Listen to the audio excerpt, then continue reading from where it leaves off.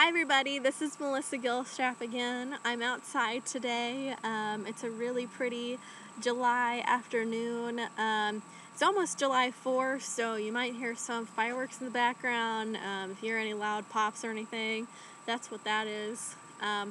Anyways, I'm going to talk about the different options that you have if you decide to teach English with the Teach English in China program.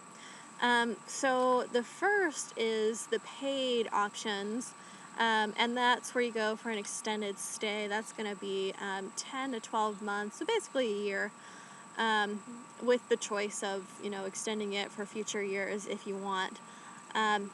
Anyways, the two options within that category is the state school versus the private school or the private language institution.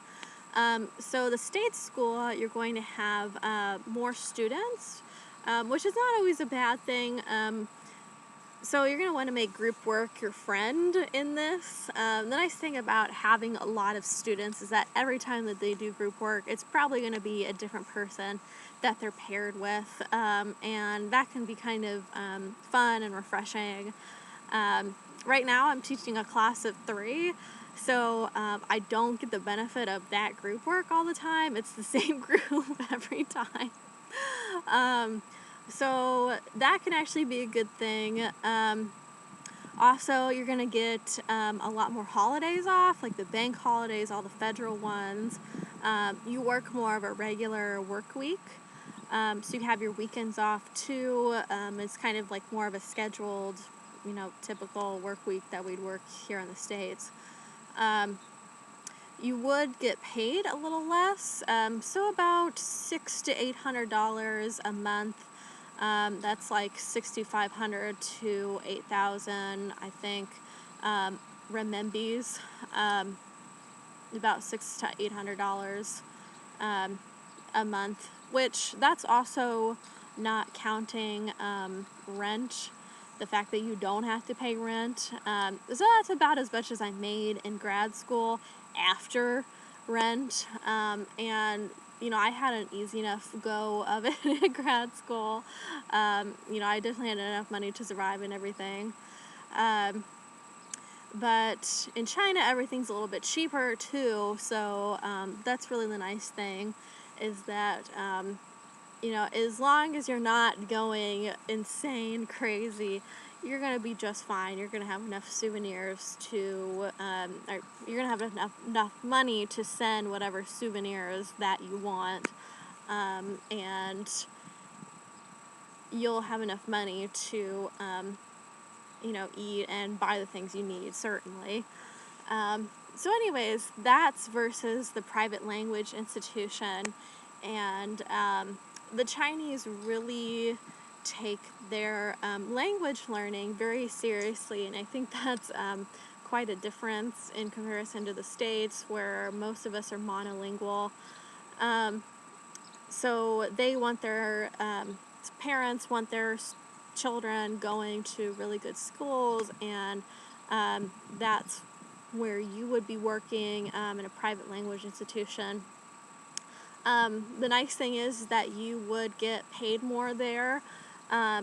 So you would get paid closer to $800 to $1,000 a month, sometimes over $1,000 a month, and that's going to be really nice, especially when you're not paying rent and everything. So basically, if you're trying to pay off student loans, if you're trying to save up money, that can be a really nice option. You also do get time to travel. It's not like they keep you in school forever or anything. So you can have more money to travel, perhaps, as well. The work week in a private school is going to be a little bit different. You would more likely work some weekends and have days of the week off, which can have its perks. The weekends are going to be busier, so if you only have the weekend off, you're going to be fighting a lot of crowds. And in China, which is a pretty populous country, that can be more difficult. So if you have the time off during the week instead of the weekend, you can go do things, and they'll be a little less busy, a little less touristy maybe as well. So that's kind of, and there are other, and like you'll have less students with the private language institution. So that's kind of the main differences about the two paid categories. There's also unpaid options, and those are like technically unpaid. You do get a stipend, so it's not like you're just having to like use your own money. They give you money that you need for supplies and eating and stuff like that. It's just not, it's like kind of a stipend, like it's your living salary. So that is the summer internship program, and that's going to be 3 months over the summer. You're working at a summer camp, so that's a lot of fun, like, playing songs and making up games and things like that.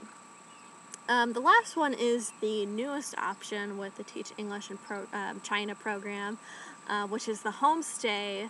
And that's going to be more one-on-one. You are basically that child or, a young adult, depending on the family that you're with. You are that one child's tutor, and if you really, really want to get to know one family, one child, I think the Homestay option would be a lot of fun, and you get money to live on that as well, and again, you're going to have a family there that can show you around, and just a really cool experience with the Homestay program. So anyways, if you're interested in any of these, let me know. My phone number and email should be in the description of this video. But anyways, I hope I get to talk to you soon, and happy 4th of July, everybody. 再见!